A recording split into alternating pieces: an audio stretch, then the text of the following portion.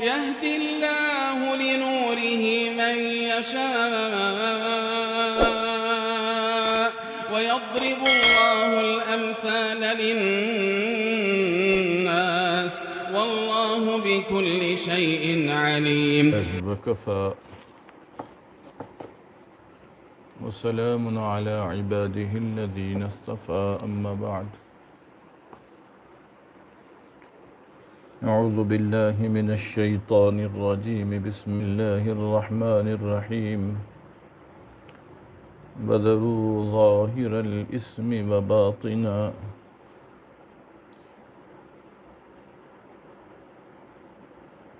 عن ابن مسعود رضي الله عنه قال قال رسول الله صلى الله عليه وآله وسلم سباب المسلم فسوق وقتاله كفر. سبحان ربك رب العزة عما يصفون وسلام على المرسلين والحمد لله رب العالمين. درود شریف پڑھ لیں. اللہم صلی علی سیدنا محمد وعلی آل سیدنا محمد وبارک وسلم.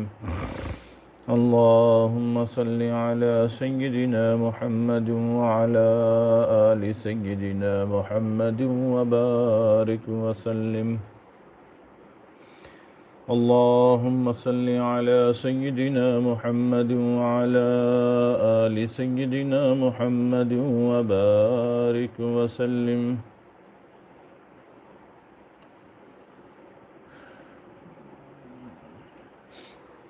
ہفتوار مجالس میں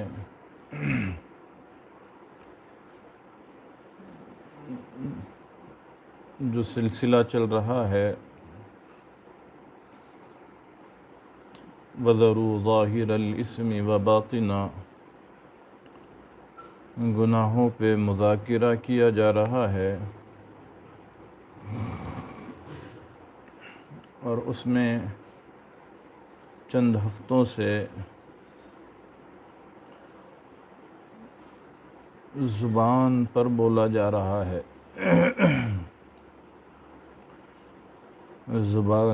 زبان کی ہلاکت، سچ کی فضیلت، جھوٹ کی نحوست، جھوٹ سے بچنا وغیرہ وغیرہ. آج کی اس مجلس میں بھی زبان سے متعلق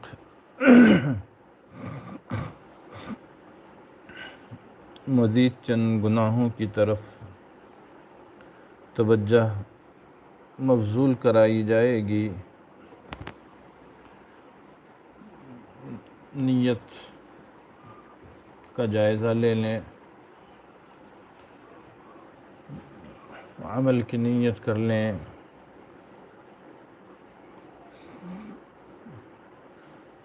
توبہ کی نیت سے بیٹھیں.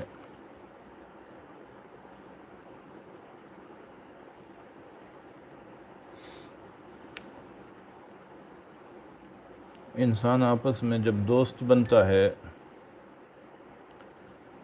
اور اس کی دوستی جیسے جیسے پروان چڑھتی ہے تو وہ بے تکلفی میں بدلتی جاتی ہے. بے تکلفی بھی پروان چڑھتی ہے، چاہے وہ مردوں کی دوستی ہو، عورتوں کی دوستی ہو، جائز دوستی.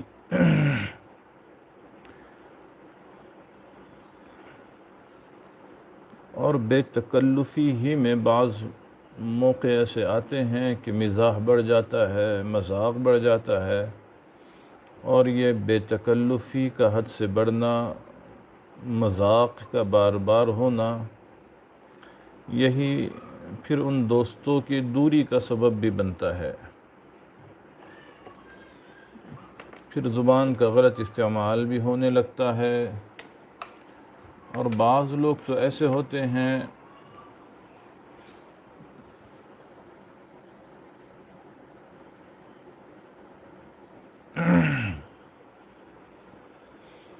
جو مذاق میں ایک دوسرے کو گالیاں دیتے ہیں اور خوب دے لیتے ہیں۔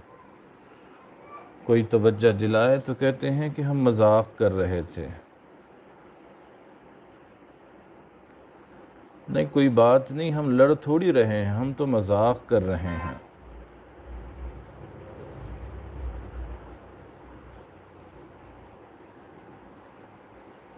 ہمیں جو کچھ بھی کرنا ہے شریعت کے دائرے میں رہ کر کرنا ہے۔ اچھی طرح سے یاد رکھیں اس بات کو۔ ہمارا طرۂ امتیاز اتباع سنت ہونا چاہیے، نہ بہت ہنسنے کی اجازت ہے، نہ حد سے زائد مذاق کی اجازت ہے، شرعی حدود اور دائرے میں رہ کر کے۔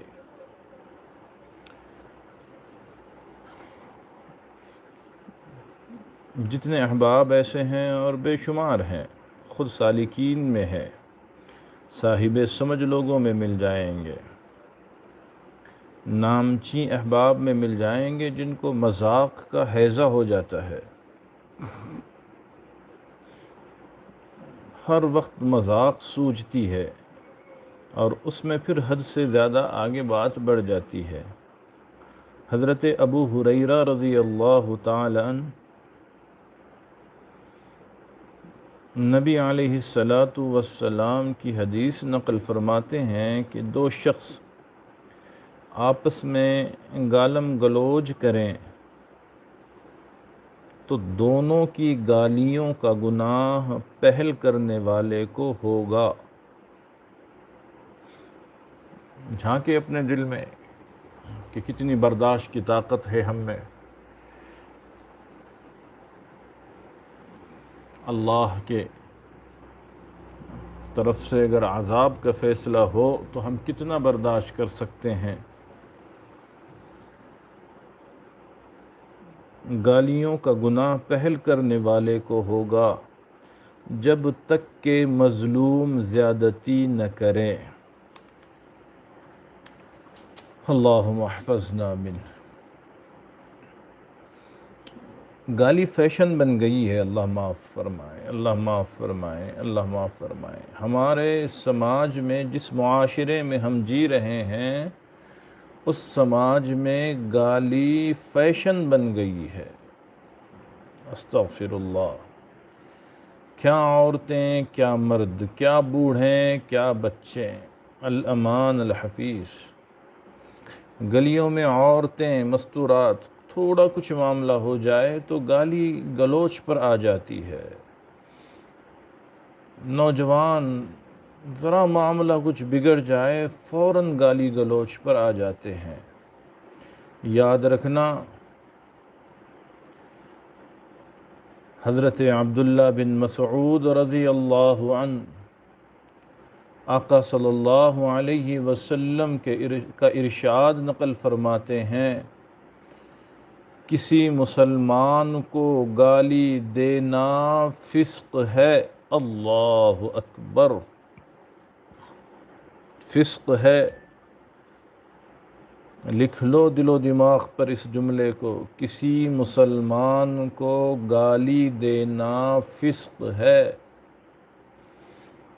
اللہ، فاسق لکھا جاتا ہے، گالی دینے والا فاسق لکھا جاتا ہے، اور کسی مسلمان سے لڑنا کفر ہے۔ اللہ اکبر، اللہ اکبر، اللہ اکبر۔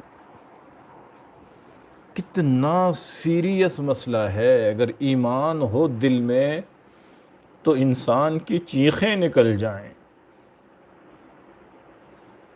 آقا فرما رہے ہیں صلی اللہ علیہ وآلہ وسلم،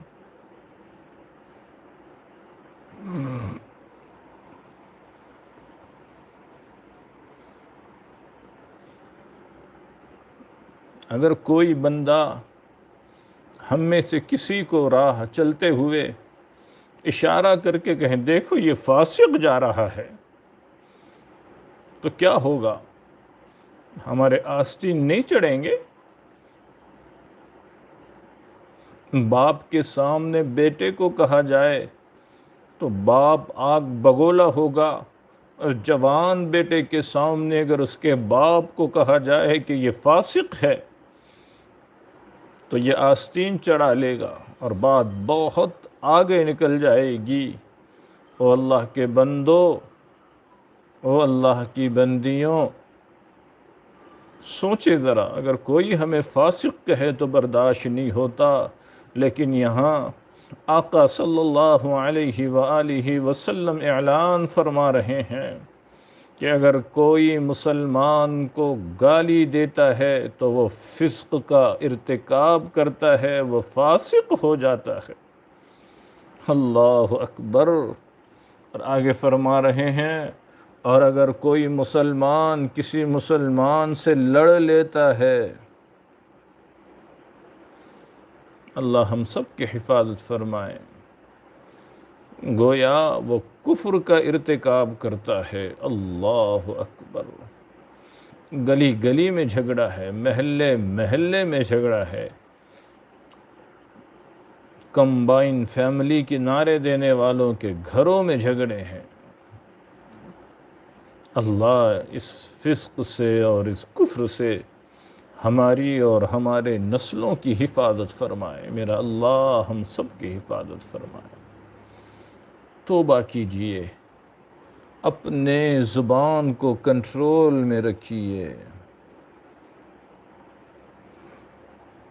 اپنی زبان پہ کنٹرول حاصل کیجئے، خدا کے خوف کا تالا لگا دیجئے اپنی زبان پر۔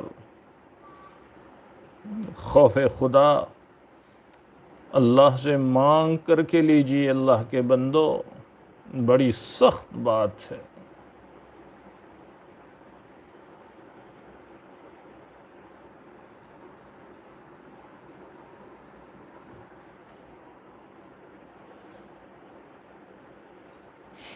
حضرت عیاض رضی اللہ عنہ فرماتے ہیں کہ میں نے دریافت کیا، اے اللہ کے رسول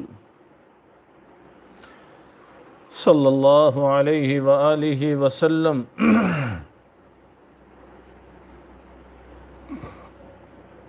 ایک شخص مجھ سے کم درجے کا ہو اور مجھے گالی دے تو کیا میرے لیے اس سے بدلہ لینے میں کوئی حرج ہے؟ نبی علیہ السلام نے فرمایا کہ آپس میں گالی گلوچ کرنے والے، سنیں خاص طور سے وہ مستورات جن کو اللہ نے توفیق دی ہے آج کی مجلس سننے کی، وہ خواتین، وہ مہیلائیں، وہ اللہ کی بندیاں بیٹھی ہیں اور اگر سن رہی ہے، کتنی اللہ کی بندیاں ایسی ہے ذرا غصہ آ جائے تو اپنے بچوں کو گالیاں دیتی ہے۔ اللہ اکبر۔ اپنے لخت جگر کو گالیاں دے دیتی ہے۔ اللہ کے رسول سے پوچھا جا رہا ہے کہ کوئی شخص ہے اور وہ کم درجے کا بھی ہے مجھ سے اور وہ گالی دے تو کیا میرے لیے اس سے بدلہ لینے میں کوئی حرج ہے؟ آپ صلی اللہ علیہ وآلہ وسلم نے فرمایا کہ آپس میں گالی گلوچ کرنے والے دو آدمی ایسے دو شیطان ہیں۔ اللہ اکبر۔ سنیں آقا فرما رہے ہیں، آقا فرما رہے ہیں، یہ الفاظ سیدنا جناب محمد الرسول اللہ صلی اللہ علیہ وآلہ وسلم کے زبان فیض ترجمان سے نکل رہے ہیں۔ گالی دینے والے دونوں آپس میں ایسے دو شیطان ہیں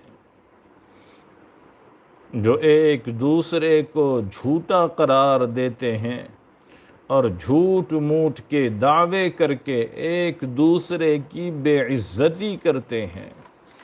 اللہ اکبر۔ شیطان کہا آقا صلی اللہ علیہ وسلم، رحمت والے زبان سے یہ جملے نکل رہے ہیں، کتنی سخت بات ہے۔ وہ اللہ کے بندوں بندیوں، بدلو اپنے اخلاق کو، عادات کو، اطوار کو، رسم کو، رواج کو، زندگی کو، دل کو اللہ کے لیے بدلو۔ حضرت جابر بن سلیم رضی اللہ عنہ سے روایت ہے کہ میں نے عرض کیا، یا رسول اللہ مجھے کچھ نصیحت فرما دیجئے۔ اللہ اکبر۔ آپ صلی اللہ علیہ وسلم نے ارشاد فرمایا، جابر کسی کو گالی مت دو۔ تو میں نے آپ صلی اللہ علیہ وسلم کے اس ارشاد کے بعد نہ کسی آزاد آدمی کو گالی دی، نہ غلام کو، نہ اونٹ کو، نہ بکری کو۔ سبحان اللہ، سبحان اللہ۔ کسی کو بھی نہیں، کسی کو بھی نہیں، کسی کو بھی نہیں۔ جی اللہ ہمیں بھی پابند بنائے، اللہ ہمارے لیے بھی عمل کا کرنا آسان فرمائے۔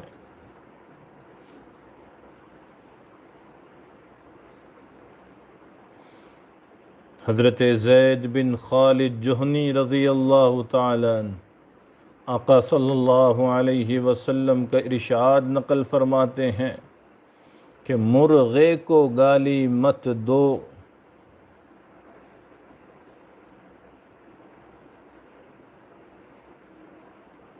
مرغے کو برا بھلا مت کہو، اس لیے کہ وہ تہجد اور فجر کی نماز کے لیے جگاتا ہے۔ سبحان اللہ، سبحان اللہ۔ گالی دینے کی اجازت نہیں ہے، کسی کو بھی نہیں ہے، لیکن خصوصاً یہاں مرغ کا تذکرہ فرما رہے ہیں۔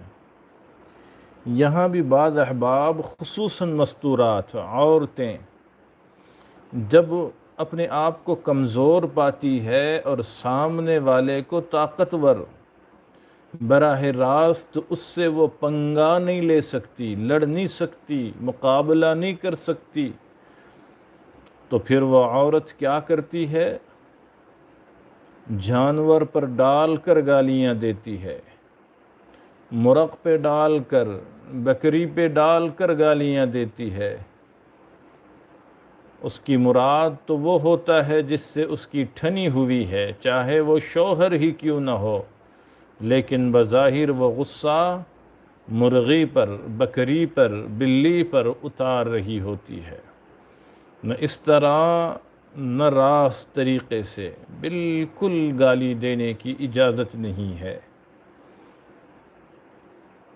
اور چونکہ اس میں خاص طور سے مرغ کا تذکرہ ہے تو بالکل اسے گالی نہ دیں۔ جو احباب شوق رکھتے ہیں جانوروں کے پالنے کا، بکریوں کے، مرغیوں کے، وہ بہت احتیاط کریں۔ غصہ آنے پر وہ جانوروں کو بھی گالیاں دے دیتے ہیں۔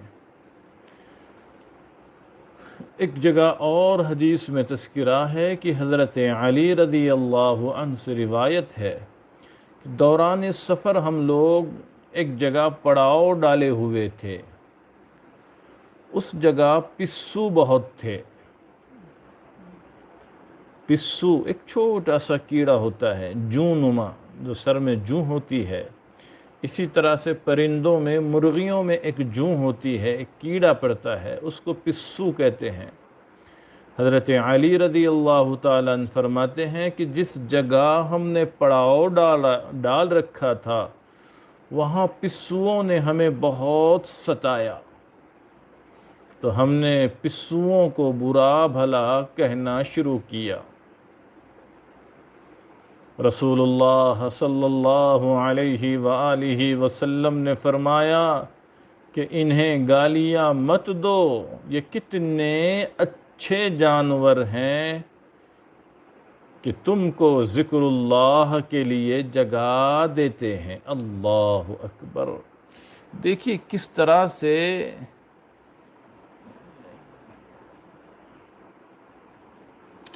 سے مثبت پہلو تلاش کر کے لائے ہیں رحمت دو عالم صلی اللہ علیہ وآلہ وسلم۔ ہمارے پاس نگیٹیوٹی بہت چلتی ہے، نگیٹیو بولنا، نگیٹیو سوچنا، منفی سوچ بہت زیادہ ہے۔ یہاں پسو کاٹ رہے ہیں، لیکن آقا صلی اللہ علیہ وسلم نے منع فرمایا کہ نہ، انہیں برا بھلا مت کہو۔ گالی دینے کا مطلب ہر جگہ وہ گالی نہیں ہے جو ہم آپ دیتے ہیں، ہمارے سماج میں دی جاتی ہے۔ ویسے کرناٹکا میں اس بات کا بھی تجربہ ہوا مدرسہ پڑھانے کے دوران کہ وہاں کے بچے بیشتر ڈانٹنے کو، غصہ کرنے کو بھی گالی سے تعبیر کرتے ہیں۔ ابتدا میں تو بہت تعجب ہوتا تھا کہ کوئی ایک طالب علم صدر مدرس کے پاس، محتمم کے پاس استاد کی شکایت لے جاتا اور کہتا کہ مجھے وہ مولانا صاحب نے گالی دی۔ اب عدالت لگتی تو مولانا قسم کھاتے ہیں کہ میں نے تو گالی دی نہیں، میں کیسے گالی دے سکتا ہوں، اور بچہ بضد ہے کہ اس نے گالی دی ہے۔ تو پتہ چلا کہ ڈانٹ کو بھی وہاں گالی سے تعبیر کیا جاتا ہے۔ اب یہاں جو گالی کا لفظ آتا ہے، بعض کتابوں میں آپ اسی روایت میں پڑھیں گے حضرت علی رضی اللہ تعالی عنہ والی کہ ہمیں پسوؤں نے بہت ستایا تو ہم نے پسوؤں کو گالیاں دی۔ کیا مطلب؟ برا بھلا کہا۔ ایک وہ گالی ہے جو ہمارے سماج میں دی جاتی ہے، انا للہ و انا، تصور نہیں کر سکتے اس گالی کا۔ تو وہاں تو وہ چیز نہیں ہے برا بھلا کہنا، لیکن آقا صلی اللہ علیہ وسلم نے اس سے بھی منع کر دیا کہ وہ تو آپ کو جگا رہے ہیں کہ اللہ اللہ کرو، جی حلقے لگاؤ، مراقبے کرو، کیوں ان کو تم برا بھلا کہتے ہو؟ اللہ عمل آسان فرمائے۔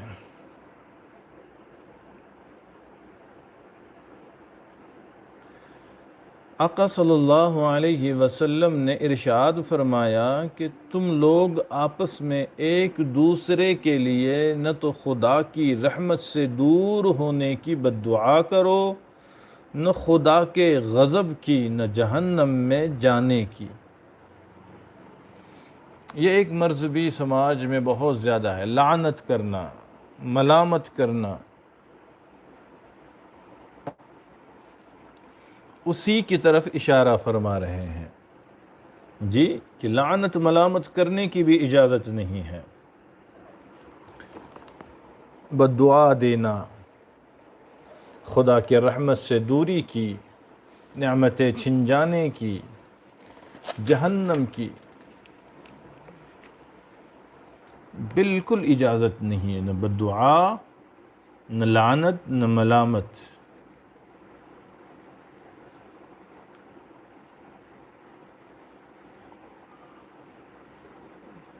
یہ لعنت کی بلا جو ہے نا بڑی سنگین ہے، اللہ کے لیے ذرا بہت سنجیدہ ہو کر سنیں، سوچیں، توبہ کریں، اٹھنے سے پہلے توبہ کریں۔ یہ مرض ہیں ہمارے اندر کے، یہ گناہ ہے جو چھپے بیٹھے ہیں، گھر کر گئے ہیں ہمارے دل و دماغ میں، ان کو نکالنا ہے، ان سے توبہ کرنی ہے، ان سے توبہ کرنی ہے، ان سے توبہ کرنی ہے۔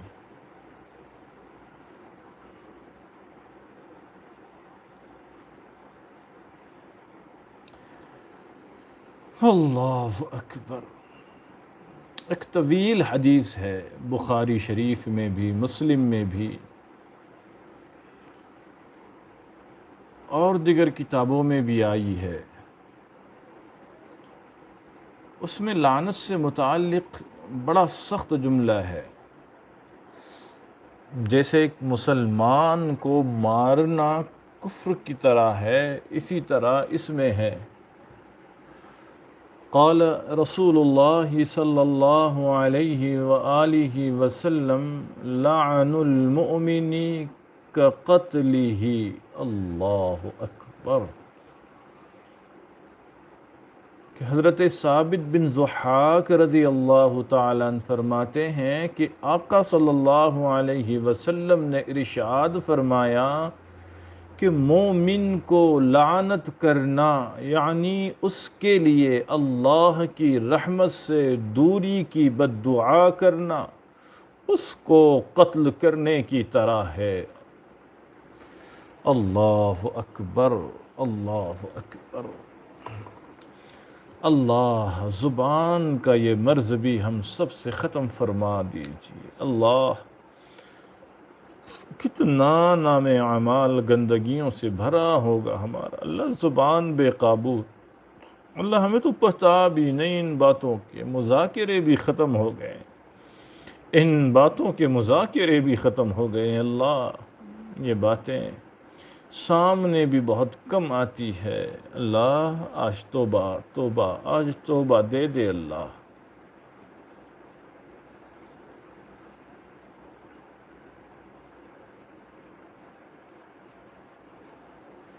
حضرت ابن عباس رضی اللہ عنہما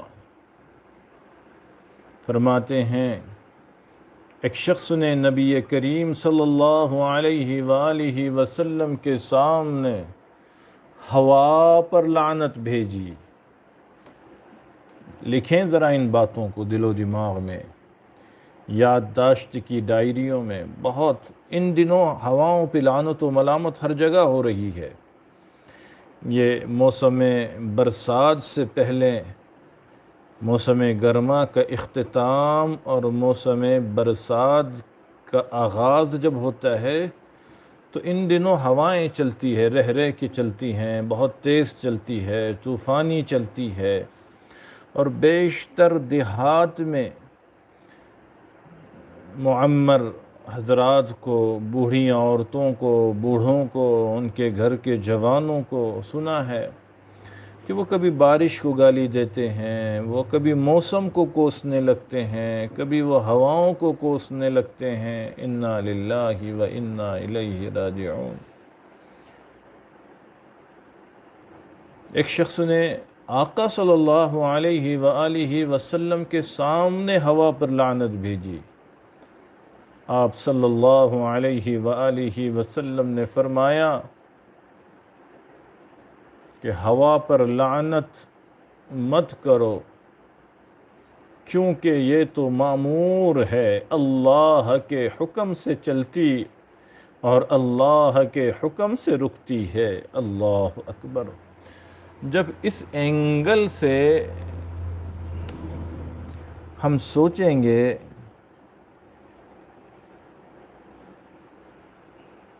تو مسئلہ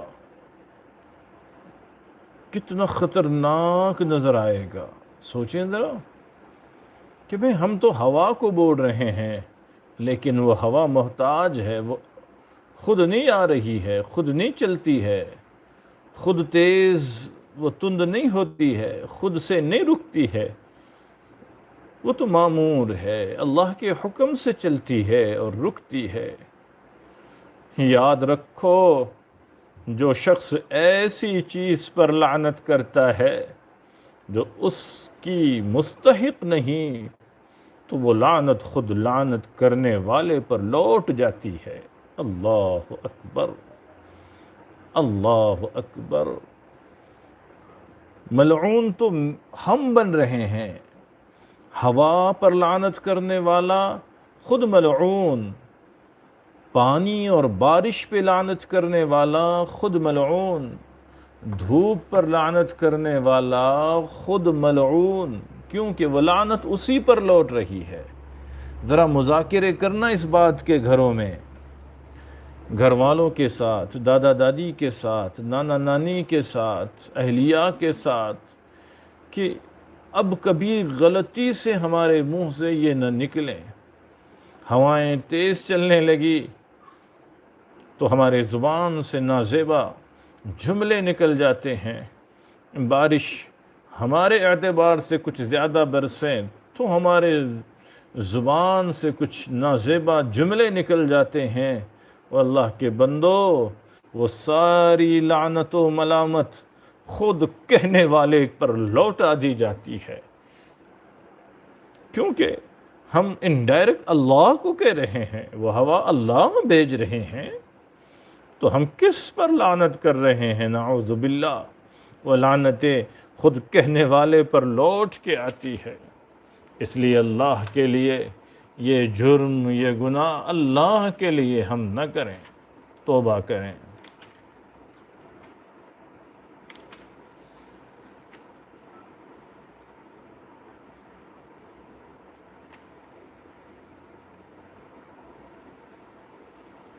اللہ حضرت ابو الدرداء رضی اللہ عنہ سے روایت ہے، میں نے نبی کریم صلی اللہ علیہ وآلہ وسلم کو یہ فرماتے ہوئے سنا کہ بہت زیادہ لعنت کرنے والے لوگ قیامت کے دن نہ گواہ بنائے جائیں گے نہ سفارشی،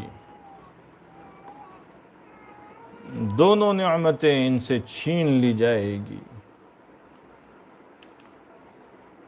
حضرت عبداللہ بن عمر رضی اللہ تعالیٰ عنہ آقا صلی اللہ علیہ وسلم کا ارشاد نقل فرماتے ہیں، جب کوئی شخص اپنے مسلمان بھائی کو کافر کہتا ہے، بہت سخت تاکید ہے، ہمارے سالکین، سامعین، محبین کو قطعاً اس بحث میں نہ الجھیں، کوئی حق نہیں ہمیں کسی کو کافر کہنے کا۔ فرمایا جب کوئی شخص اپنے مسلمان بھائی کو کافر کہتا ہے تو ان دونوں میں سے کسی ایک پر وہ کفر لوٹ جاتا ہے۔ اللہ اکبر۔ جی، جس کو کہا گیا ہے وہ کفر پہلے وہاں جاتا ہے، وہ کافر ہوتا ہے تو اس پر لوٹتا ہے، اور اگر وہ کافر نہیں ہے جس کو کافر کہا جا رہا ہے تو پھر وہ کفر کہنے والے کی طرف لوٹا دیا جاتا ہے۔ اللہ اکبر۔ اللہ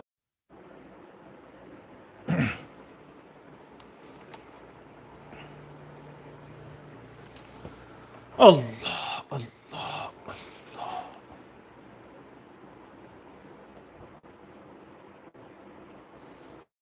اب آ جائیں گی، تھوڑی دیر برداشت کر لیں۔ جناب نیٹ ورک صاحب تشریف لے گئے تھے، اب آ گئے ہیں تو دعا کر لیتے ہیں۔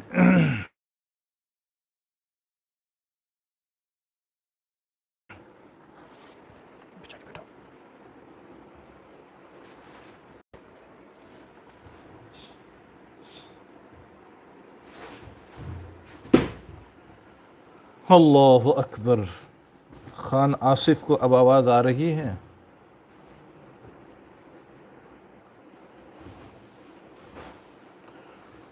درمیان میں ہوتا ہے یہ، کبھی ڈسکنیکٹ ہو جاتا ہے۔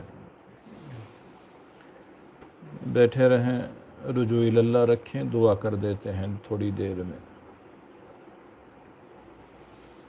حضرت ابن عمر رضی اللہ تعالی عنہ سے روایت ہے کہ ایک دن حضور اقدس صلی اللہ علیہ وآلہ وسلم ممبر پر چڑھے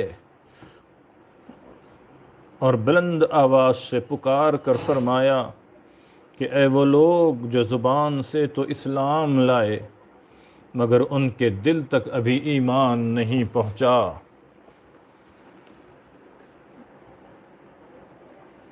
یعنی دل میں ایمان راسخ نہیں ہوا، مسلمانوں کو تکلیف پہنچاتے ہیں، ان کو عار دلاتے ہیں۔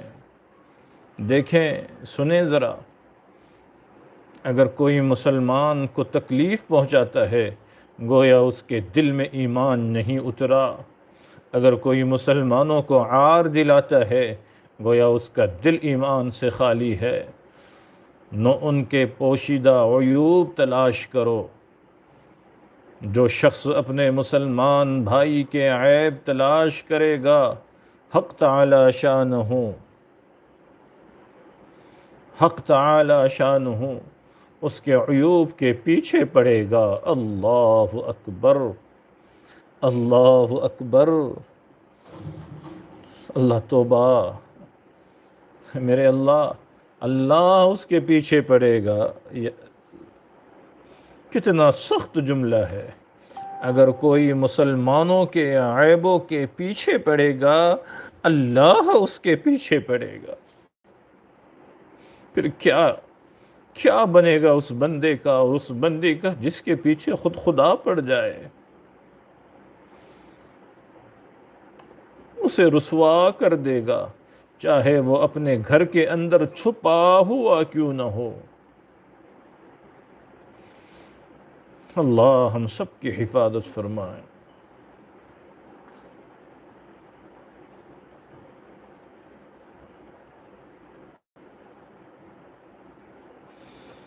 اسلام کو سمجھو اللہ کے بندو، شریعت کے مزاج کو سمجھو، شریعت کے مزاج کو سمجھو، توبہ کرو اللہ کے لیے۔ حضرت عبد الرحمن بن ابی لیلہ تابعی رحمۃ اللہ علیہ سے روایت ہے کہ چند صحابہ کرام نے ہم سے بیان فرمایا کہ وہ لوگ حضور اقدس صلی اللہ علیہ وآلہ وسلم کے ساتھ کہیں جا رہے تھے، راستے میں ان میں سے ایک صاحب سو گئے تو کسی نے ان کی رسی لے لی۔ جب وہ صاحب نیند سے بیدار ہوئے تو گھبرا گئے کہ ہماری رسی کا کیا ہوا۔ آپ صلی اللہ علیہ وسلم نے فرمایا کہ کسی مسلمان کے لیے جائز نہیں ہے۔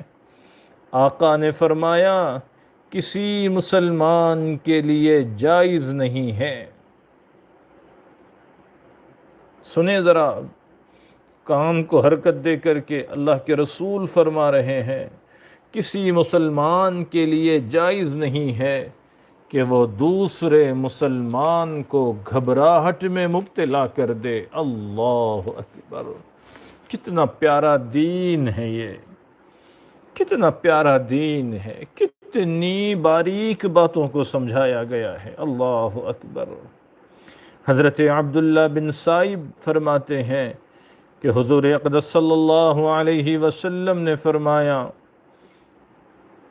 کہ تم میں سے کوئی کسی کی لاٹھی نہ لے، نہ مذاق میں نہ لاٹھی لی ہے، اس کو چاہیے کہ واپس کر دے۔ دوسری روایت میں ہے کہ تم میں سے کوئی اپنے بھائی کا سامان نہ لے، نہ مذاق میں نہ سچ مچ میں۔ ہم کو کتنا مذاق کا شوق ہوتا ہے، ہم قلم چھپا دیتے ہیں، جوتے چھپا دیتے ہیں، چپل چھپا دیتے ہیں، کسی معذور کی لاٹھی چھپا دیتے ہیں۔ آقا نے منع فرمایا، او اللہ کے بندو، آقا نے منع فرمایا، آقا نے منع فرمایا۔ اللہ ہمیں عامل بنائے ان باتوں کا۔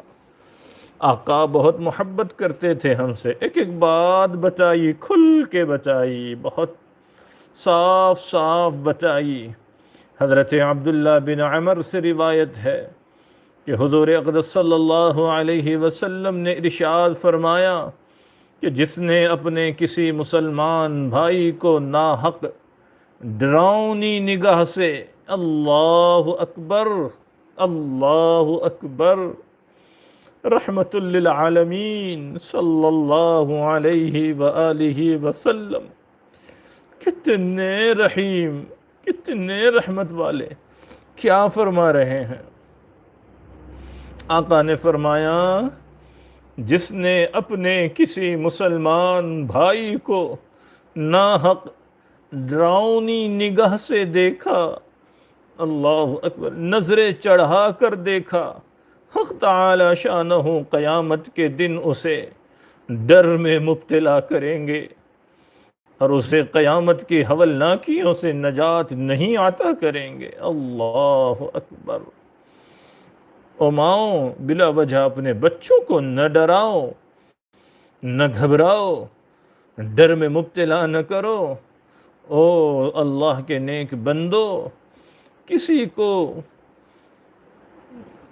نظر چڑھا کے دیکھنے کی بھی ممانعت ہے۔ کتنا احترام ایک دوسرے کا، اللہ اکبر۔ او اساتذہ، اپنے پاس پڑھنے والے شاگردوں کو ٹماٹر کی طرح آنکھیں بنا کے نہ دیکھو۔ ناحق دیکھنے کی ممانعت ہے، اور ممانعت ہی نہیں بلکہ وعید ہے۔ اگر ناحق کوئی کسی کو ڈر میں مبتلا کرے گا یا گھبراہٹ میں مبتلا کرے گا،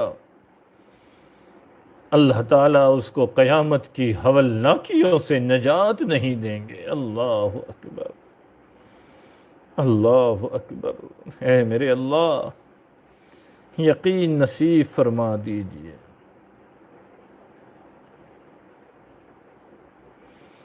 کتنی باریکیاں ہیں، اللہ اللہ۔ حضرت ابو ہریرہ رضی اللہ تعالی عنہ روایت کرتے ہیں کہ حضور اقدس صلی اللہ علیہ وآلہ وسلم نے ارشاد فرمایا کہ تم میں سے کوئی شخص اپنے مسلمان بھائی کی طرف، چاہے وہ سگا بھائی کیوں نہ ہو، ہتھیار یا کسی لوہے سے اشارہ نہ کریں، کیونکہ نہیں معلوم، ہو سکتا ہے شیطان اس کے ہاتھ سے ہتھیار کھینچ لے یا اس کا ہاتھ ہلا دے اور سامنے والا زخمی ہو جائے، جس کی بنا پر وہ ہتھیار والا دوزخ کی آگ میں ڈالا جائے گا۔ اللہ اکبر کبیرہ۔ خوب سنیں ان باتوں کو تنہائیوں میں، کتنا خیال ہمارا رکھا گیا ہے۔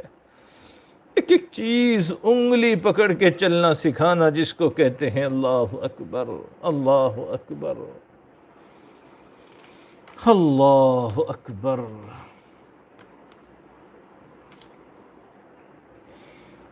حضرت عامر بن ربیعہ رضی اللہ عنہ روایت کرتے ہیں، ایک صاحب نے دل لگی میں، مذاق میں دوسرے ساتھی کا جوتا چھپا دیا، پھر حضور اقدس صلی اللہ علیہ وآلہ وسلم کو بتایا تو آپ صلی اللہ علیہ وسلم نے فرمایا کہ تم لوگ کسی مسلمان کو گھبراہٹ میں نہ ڈالا کرو، کیونکہ کسی مسلمان کو گھبراہٹ میں ڈالنا ظلم عظیم ہے۔ آقا کے الفاظ ہے، توبہ کی نیت سے سنیں۔ آقا کے زبان فیض ترجمان کے الفاظ ہے کہ تم کسی مسلمان کو گھبراہٹ میں نہ ڈالا کرو، کیونکہ کسی مسلمان کو گھبراہٹ میں ڈالنا ظلم عظیم ہے، یعنی بہت بڑا گناہ ہے، بہت بڑا گناہ ہے۔ حضرت ابو بکر رضی اللہ عنہ سے روایت ہے کہ آقا صلی اللہ علیہ وسلم نے ارشاد فرمایا، جب دو مسلمان ایک دوسرے پر تلوار سے وار کرتے ہیں تو قاتل و مقتول دونوں جہنم کے مستحق ہو جاتے ہیں۔ قاتل اس لیے کہ اس نے ایک مسلمان کو مارا، اور مقتول اس لیے کہ وہ بھی قاتل کے خون کا ارادہ رکھتا تھا۔ یہ الگ بات ہے کہ اس کا وار سبقت کر گیا۔ اللہ اکبر۔ اللہ آج توبہ کی توفیق عطا فرما دیجیے۔ اللہ جتنی باتیں ہم نے سنی ہے اللہ وہ سب ہمارے اندر موجود ہے۔ اللہ ایک ایک گناہ کو، ایک ایک خباثت کو اللہ ہمارے اندر سے آپ نکالنے کے فیصلے فرما دیجیے۔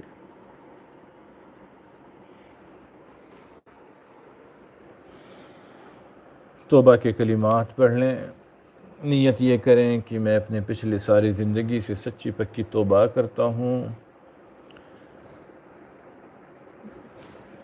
اور آئندہ ساری زندگی نیکی اور تقوی پر گزاروں گا انشاءاللہ۔ جیسی نیت ہوتی ہے ویسے اللہ کی طرف سے فیصلے ہوتے ہیں، مرادیں پوری ہوتی ہیں۔ الحمدللہ وکفی وسلام علی عبادہ الذین پڑھیے۔ بسم اللہ الرحمن الرحیم۔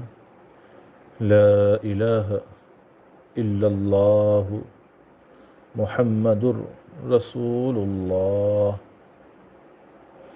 آمنت باللہ وملائکتہ وکتبہ ورسلہ والیوم الآخر والقدر خیرہ وشرہ من اللہ تعالی والبعث بعد الموت۔ آمنت باللہ کما هو بأسمائہ وصفاتہ وقبلت جمیع احکامہ اقرارا باللسان وتصدیقا بالقلب۔ اشہد ان لا الہ الا اللہ واشہد ان محمدا عبدہ ورسولہ۔ استغفر اللہ ربی من کل ذنب واتوب الیہ برحمتک یا ارحم الراحمین۔